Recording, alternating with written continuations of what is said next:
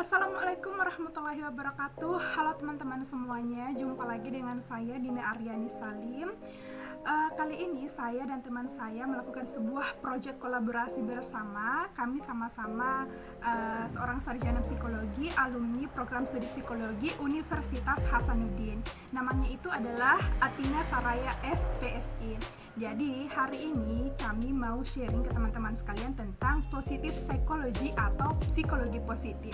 Nah, mungkin masih ada yang baru mendengar apa itu sih sebenarnya psikologi positif.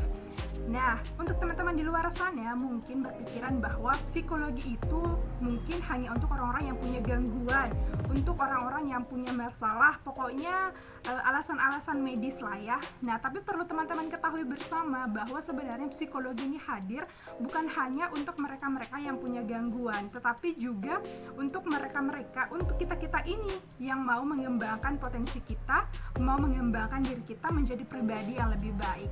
Makanya positif psikologi ini hadir dengan memberikan harapan tentang bagaimana kita memaknai hidup, bagaimana kita bisa bersyukur, bagaimana kita berbicara tentang begitu banyak potensi-potensi luar biasa yang ada dalam diri kita, begitu banyak kebajikan-kebajikan yang ada dalam diri kita, dan begitu banyak kekuatan-kekuatan positif yang ada dalam diri kita.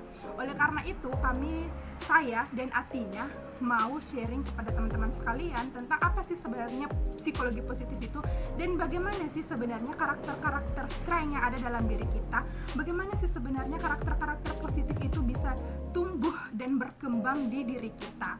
Nah, tentunya untuk bisa karakter itu untuk bisa tumbuh dan berkembang, tentunya itu dimulai dari dalam keluarga, karena pembinaannya itu perlu sejak dini.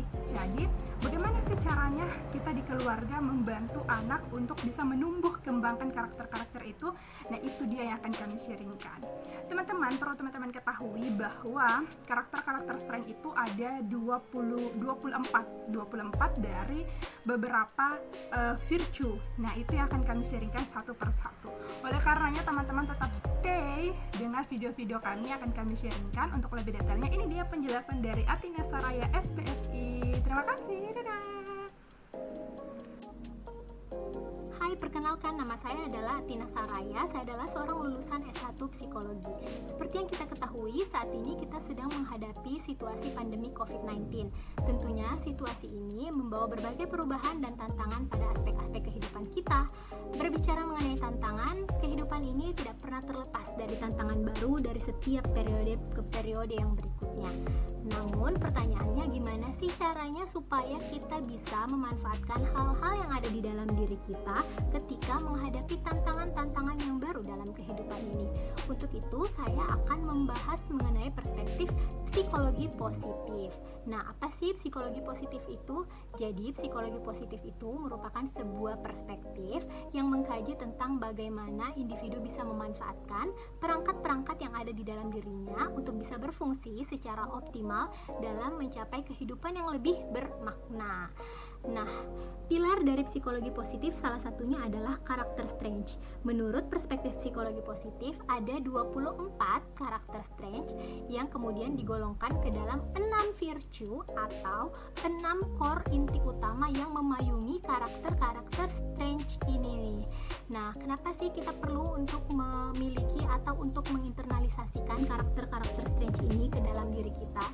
Karena kita perlu tahu dulu nih yang pertama, bahwa karakter strength itu ketika kita internalisasikan bukan berarti kita mengabaikan perasaan-perasaan atau emosi-emosi negatif yang ada di dalam kehidupan ini. Misalnya, ketika kita hendak mengembangkan karakter strength bravery atau keberanian, maka kita perlu menghadirkan dulu nih terlebih dahulu perasaan fear, atau kita perlu mengakui dulu dan merasakan perasaan takut itu sebenarnya seperti apa rasanya di diri kita, sehingga kita jadi tahu bagaimana caranya mengembangkan bravery dan juga jadi tahu kenapa bravery ini penting bagi kita. Nah, pertanyaannya lagi nih, mungkin gimana sih caranya, dari siapa sih dan kapan sih kita bisa mengembangkan karakter-karakter strength ini? Jawabannya adalah kapan saja dan bisa dari mana saja. Utamanya mungkin paling dekat kita mulai dari keluarga. Nah, kenapa dari keluarga? Karena keluarga ini merupakan lingkungan emosional pertama yang kita ketemui dalam kehidupan kita dan juga paling berkontribusi terhadap pengembangan diri kita. Nah, gimana sih caranya kita mengembangkan karakter Strange di keluarga? Bisa dengan cara-cara yang sederhana, misalnya dengan kita menunjukkan kepada anggota keluarga kita bagaimana caranya kita menggunakan karakter-karakter ini dalam kehidupan kita. Gimana sih pengaplikasiannya? Misalnya karakter Strange A bisa kita gunakan pada situasi ini, karakter Strange B bisa kita gunakan pada situasi itu. Nah, dengan menunjukkannya, anggota keluarga bisa menjadi lebih paham dan tahu fungsi dari karakter-karakter ini dan bisa digunakan pada situasi apa. Lalu kemudian mungkin bisa juga dikembangkan dengan cara kita membahas nih, misalnya lagi nonton film bersama keluarga, kita bahas sama-sama, menurut kamu si karakter A atau si karakter B pada tokoh film itu kira-kira memiliki karakter Strange apa ya yang dia tonjolkan selama cerita ini. Nah, jadi ada banyak sekali cara-cara sederhana yang bisa kita aplikasikan dalam keluarga untuk internalisasikan atau untuk mengembangkan si karakter-karakter Strange ini. Nah, kedepannya kita akan membahas dengan 6 episode, yaitu dimana setiap episode ini akan mengulas setiap karakter-karakter Strange dari virtue-virtue yang ada. Nah, jadi jangan lupa untuk tetap stay tune.